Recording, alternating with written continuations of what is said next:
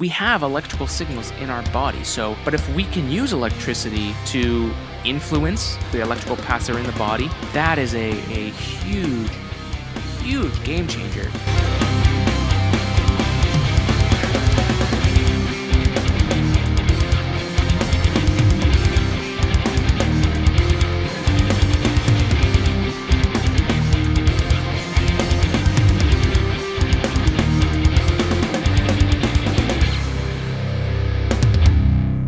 Hello, everybody, and welcome to Today in Space. Welcome to the podcast, as always. We're releasing this episode on September 11th, and that's going to be kind of the focus of this week in a weird way. Obviously, we're honoring the people that lost their lives on this day back in 2001. I can't even... it's unbelievable to think that was 19 years ago and that the 20th is next year, but... I'm going to talk a little bit about that. I'm going to tell you about where I was that day. Luckily, I was very lucky that no one close to me was affected by that. But basically, I just hope you're well. It's obviously still the pandemic. We're still going through everything here, and things seem to be getting better in some places. I hope you're staying on top of it, staying on top of your mental health.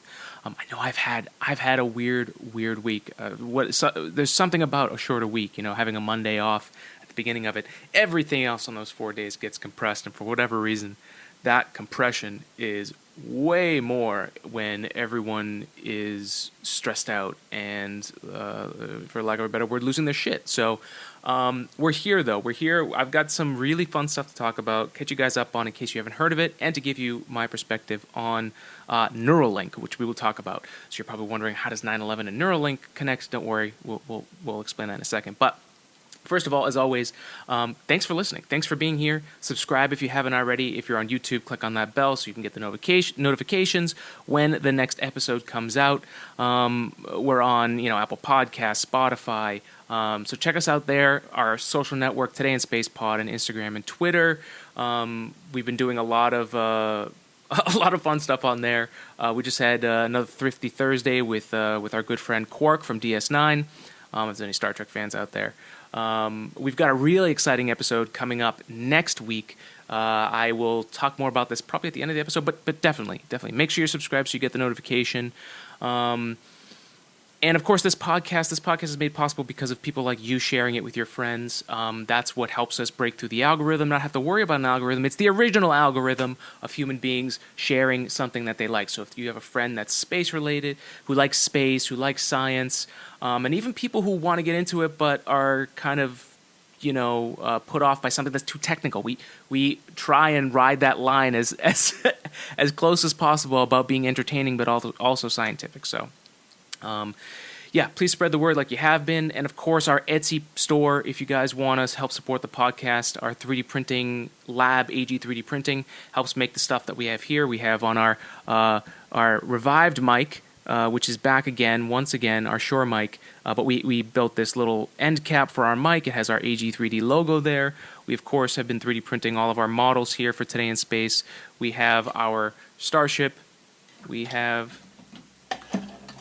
our Starhopper, and our Crew Dragon spacecraft. So a lot of fun stuff there. You obviously can check out our Instagram, AG3D Printing, on Instagram. That's where we show all our stuff.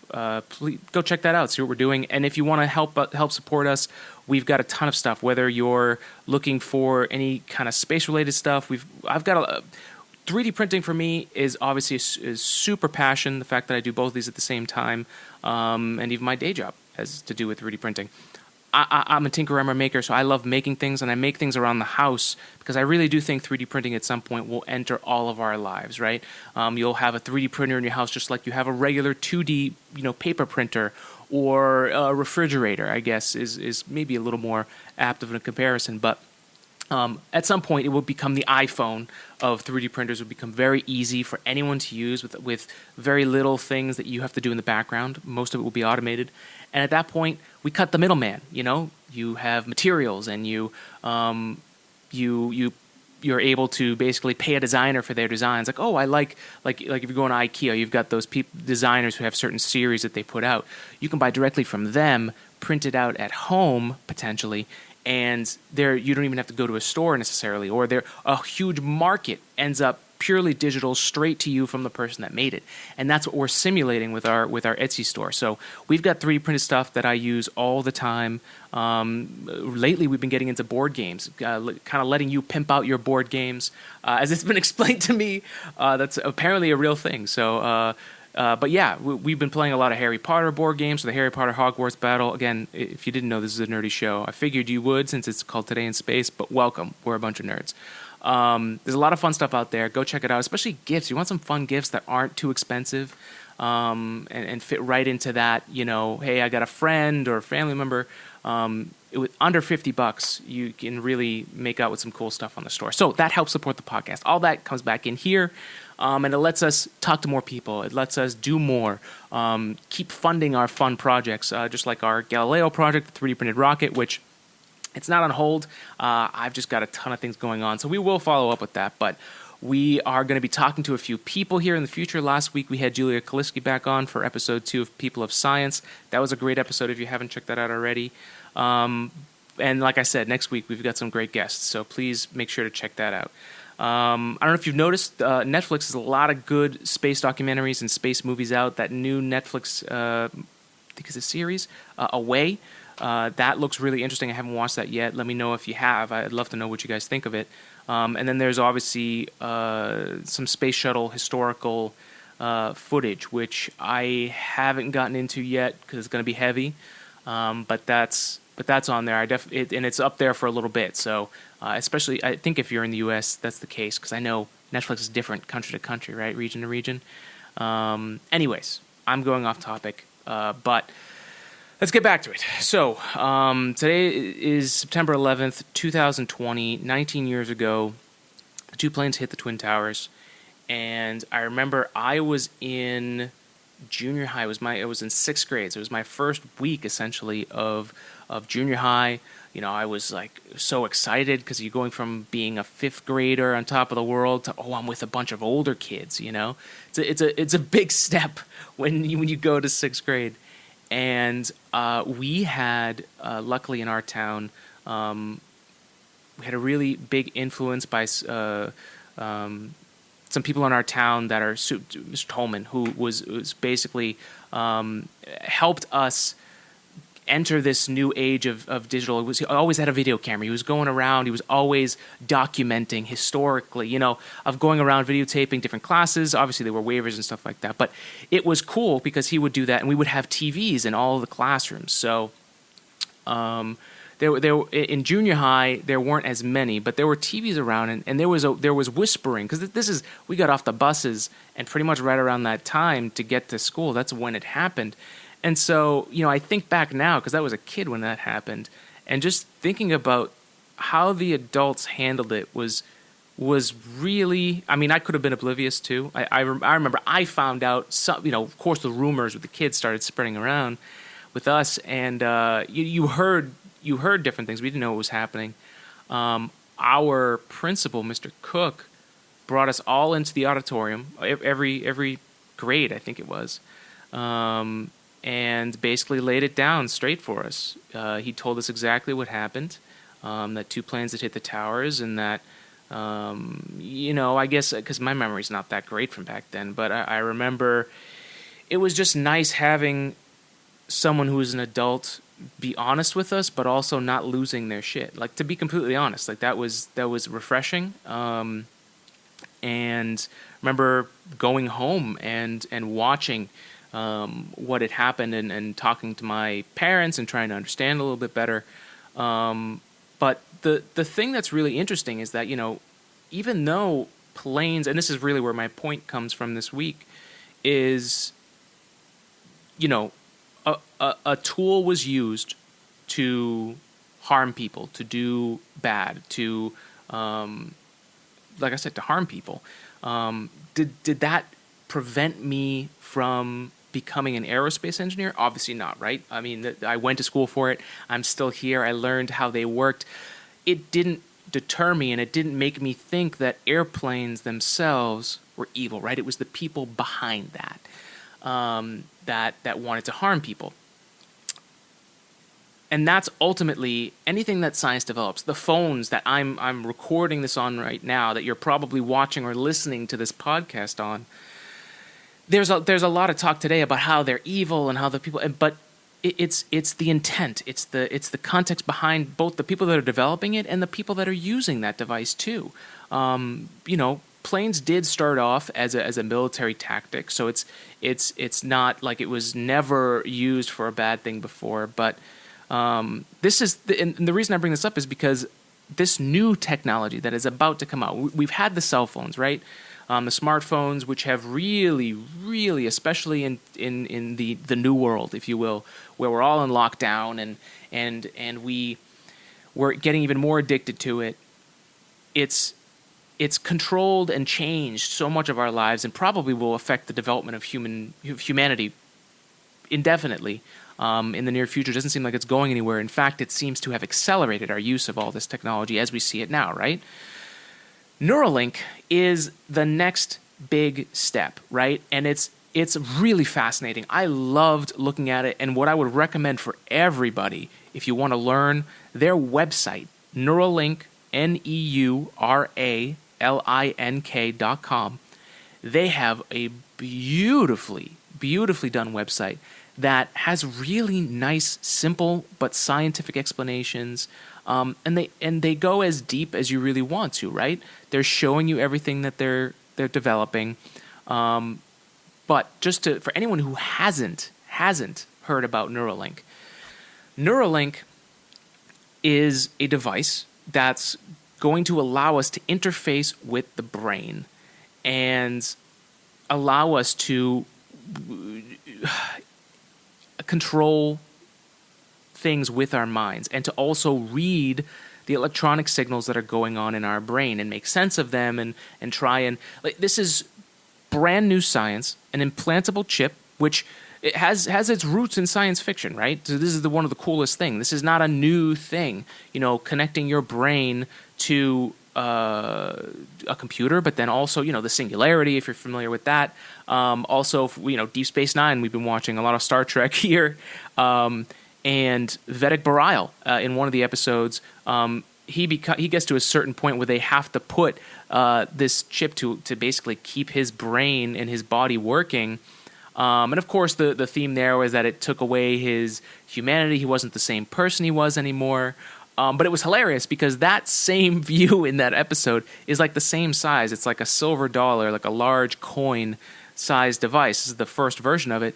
That actually gets implanted into your skull, and these wires are embedded into the brain at the cortex level, so the outer side. So we're talking, basically, I'm not a neuroscientist. This isn't my forte or my expertise. So I'm talking about this a little generally. Neuralink.com, if you want to learn more about it specifically. I'm just sharing my excitement for it from an engineering perspective.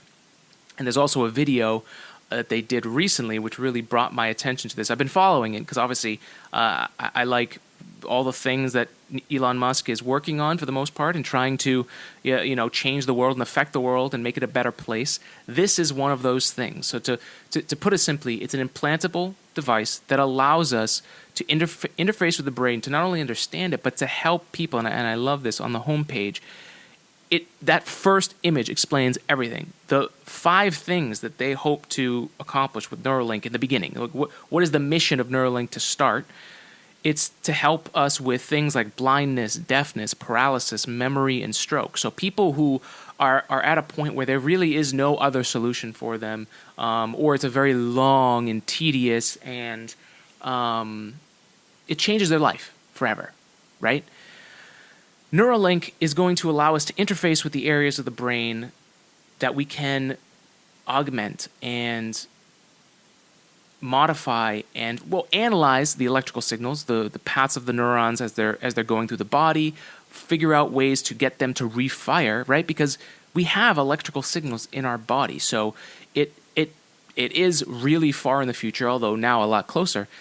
But if we can use electricity in a safe way to influence the electrical paths that are in the body, or reintroduce paths that have been deteriorated or are no longer there, that is a huge, huge game changer in what humanity can do. Now, the other thing, Elon Musk also has talked about super artificial intelligence.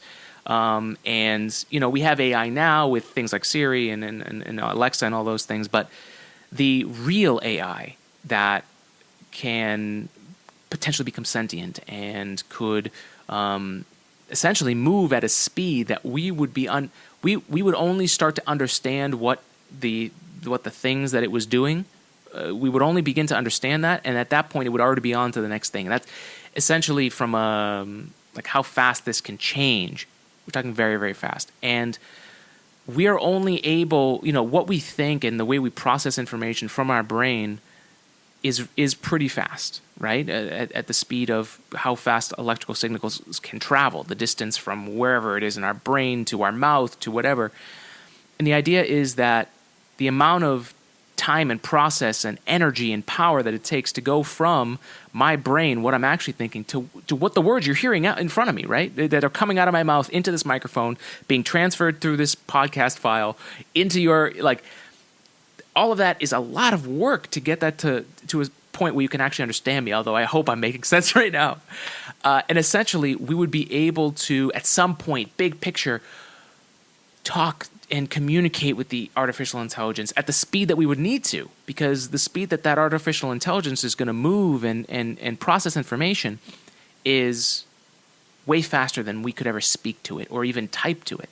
So for our own safety, for humanity's safety, and to prevent anyone who is trying to manipulate that artificial intelligence technology, use that tool for bad or for their own selfish purposes while leaving everyone else behind them, there is a good reason to have this in the first place. But I really love that is not the major driver of the technology in reality. The major driver of that technology in reality is to help people with blindness, deafness, paralysis, memory loss, and stroke, and complications from having a stroke. And like I said, watch the video. It's super fascinating.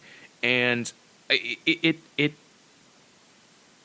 just like the whole point of me bringing and discussing 9/11, what happened with the planes, it is a tool, right? So this Neuralink is a tool. From what I see from the first steps of this, it looks really, really good. The purpose is sound. We have doctors and surgeons who are going to be helping these help this procedure go through, right? It's not just a bunch of engineers who are trying to throw wires into a brain and get it to move. Like, we've got the scientific, the medical experts there. We also have behavioral science that's being used right now to make sure that there is. Oh man! First of all, I'm nerding out because I'm really excited. But using positive reinforcement as a way to help secure good human behaviors, and also, so what I'm talking about here is they used pigs first to implant these Neuralinks originally. And it was really cool. They showed one pig that had the Neuralink insert, had the device, looked fine enough. It didn't look like it was super stressed out. It looked healthy relatively. Again, I'm not an expert on pigs, but that was kind of the idea they were showing. And then there was another pig where they had actually taken the device out. I think it was Gertrude, was the name of the pig. But for instance, great. Okay, they could have used this device on a pig. But I think a lot of us go to kind of that extreme weird scientist or even like the way that animals are treated in the food industry at the really big level where they're thrown in cages and it's awful. They seem to be having a very, very focused effort on, let's have this. We want to make sure that people are happy when they have this. We don't want to just throw a device into people's heads. We want to do this, I would argue, the right way. And that's what was really cool about all of this, is that the focus of this tool that's being used seems to be used for good to start.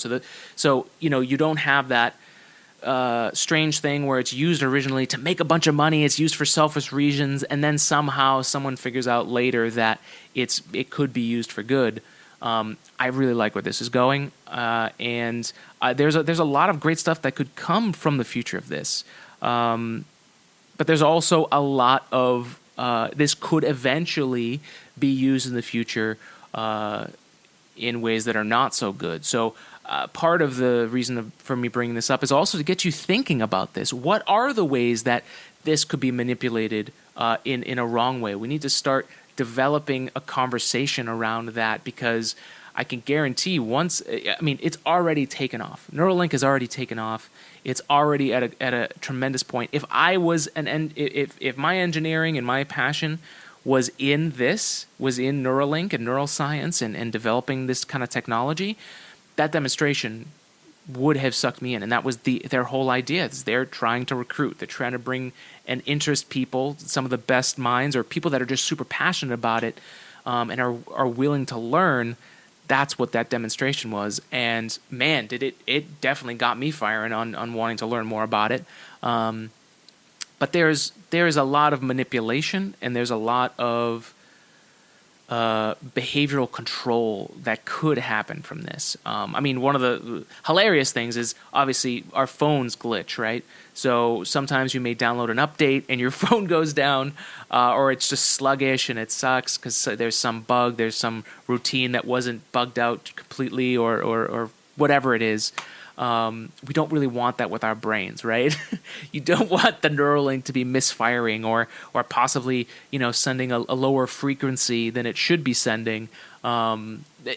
These are the types of issues you may run into with something like this. And then there's obviously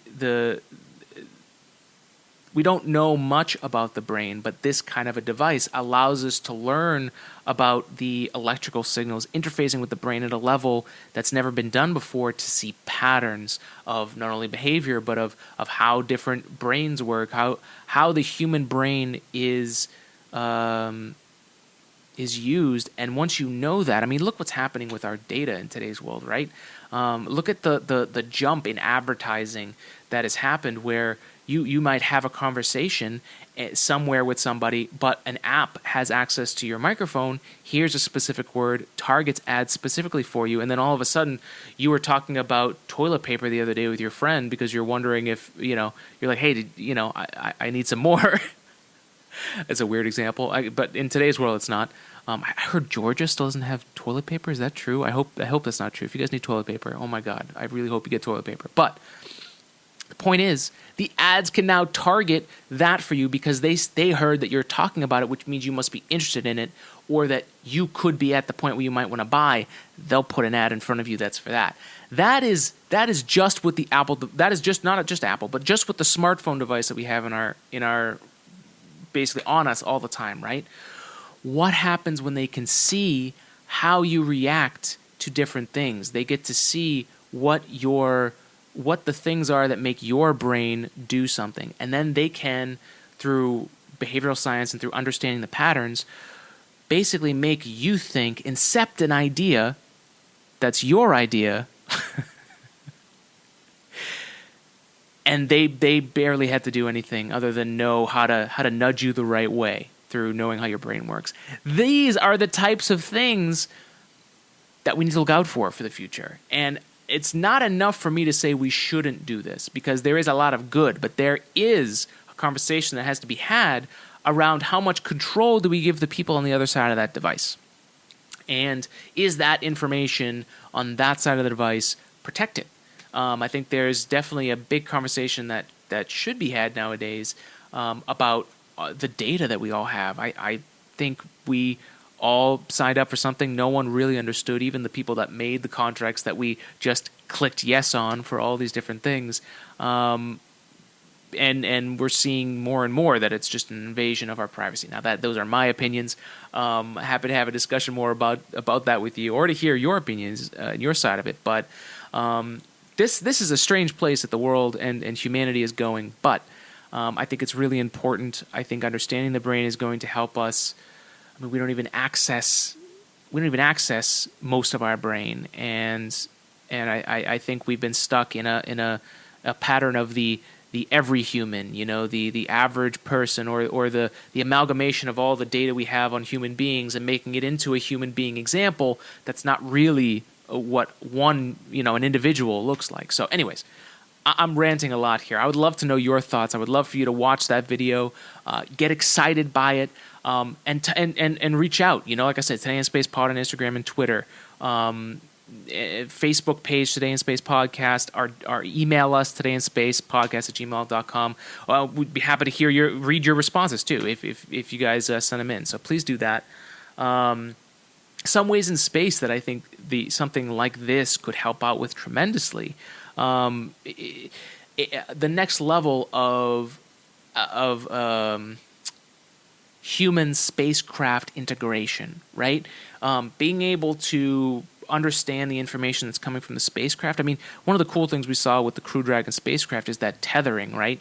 That tether that goes from the SpaceX suits to the chair, which then goes into the spacecraft itself, which allows, if there is some kind of decompression event, it's going to regulate everything so that the astronauts on board are still safe. They're still in the pressurized suits, and the regulation is still happening. I'm sure there's some kind of redundancies, but that kind of integration is happening today. What happens when we can connect the brain of the astronauts, the pilot, with the spacecraft itself? What could we do with that? Where could we go with that? Long-distance space travel, an integration with the artificial intelligence that will probably inevitably be on board to run different operations, to probably keep a behavioral program, right? I would assume that long-distance space travel is going to be detrimental to mental health if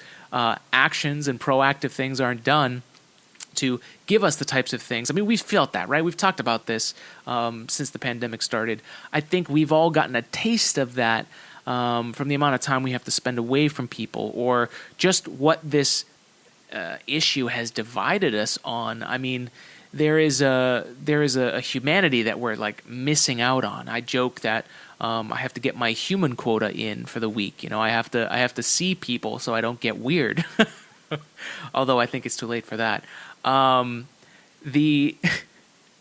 the thing that it can do from that perspective, from a colony perspective, right? If we're in a colony on Mars or the Moon, there's going to be some operations that would be very, very important for us.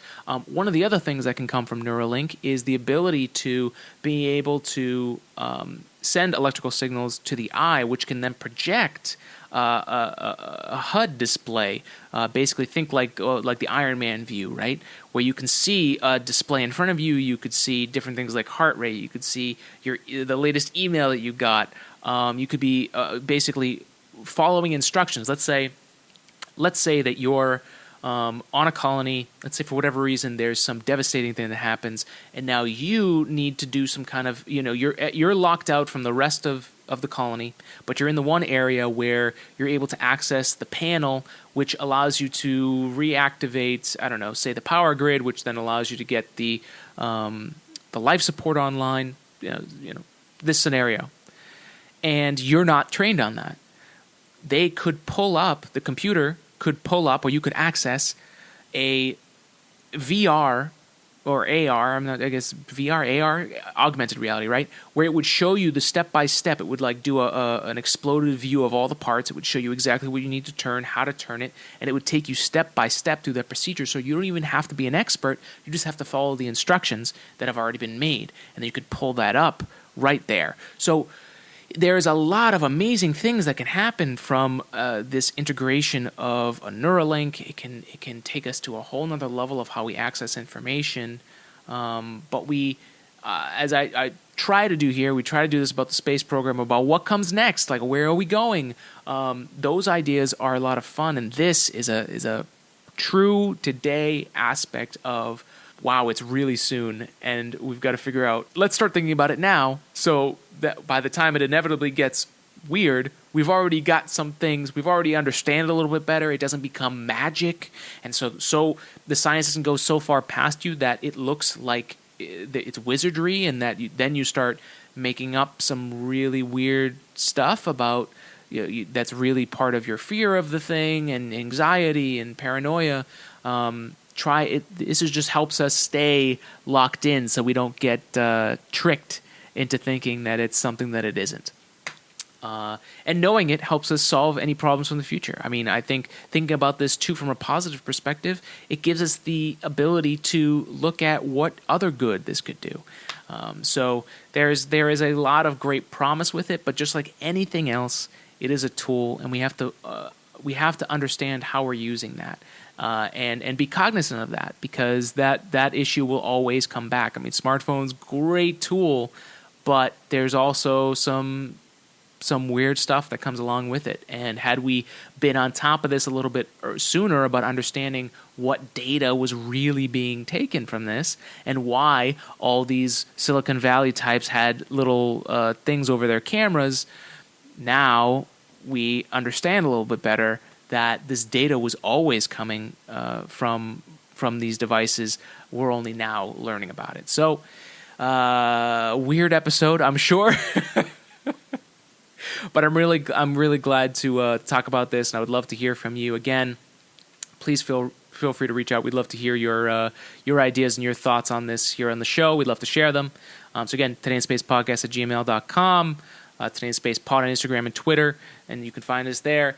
We hope that we can get us to a point where we're all a little bit smarter. We all understand a little bit more science. We don't have to be experts or specialists, but just understanding the big picture of what could come. That's why I wanted to bring up Neuralink this week. I also wanted to send my love and my thoughts to anyone that was affected by the events of September 11th, and just hope that you keep their memories with you, and that we look to the future to make the world a better place so that less people want to hurt other people. Or at the very least that we can come together and protect each other, just like we did after that terrible, terrible event. I've never seen us that might be the last time I've seen, especially in America, because that's all I can talk about, come together to solve a problem that we didn't expect, no one expected. I wish that we have more teamwork, so that's what we're working on. We're working on that. Working on myself first, because if I don't work on myself, how can I expect anyone else to work on their selves? And that's it, folks. Take care of yourself. Drink water. Rest up. Get ready for another week and for a very, very strange future that we will have in the very near decade. I think is going to get really weird in the next decade. But here's the 2030s. Have a great week, everybody. Again, don't forget to subscribe. Don't forget to tell your friends about us. Next week, we will have so two people that I had a really great time talking to, Elliot and Xander Weaver of Eleander Pictures, the creators of the movie Cosmos, their first feature film. We've talked about it here in the podcast. If you checked out our Instagram, Today in Space Pod, we've talked about it too. We get to talk about that with them on People of Science and discuss what made them make a movie about space and about looking for life and astronomy and all of that stuff, about being an aerospace engineer. What made them want to make that, and their passion, where did it come from, and where are they going? So really great talk. Look in for that. Our Etsy shop, ag3dprinting.etsy.com, if you're looking for a fun gift for either yourself or a friend, your board games. But we also take requests. So if there's something you're looking for, if it gives you any ideas, feel free to reach out to us. We're happy to design that. And then you've got a great gift. And you help support the podcast. Right? A little work from me, a little work from you. We get this going. It's nice and easy. But anyways, have a great week. Thanks for listening once again for Today in Space. We'll see you next week. Live long and prosper. Be well. Spread love and spread science. See you next time.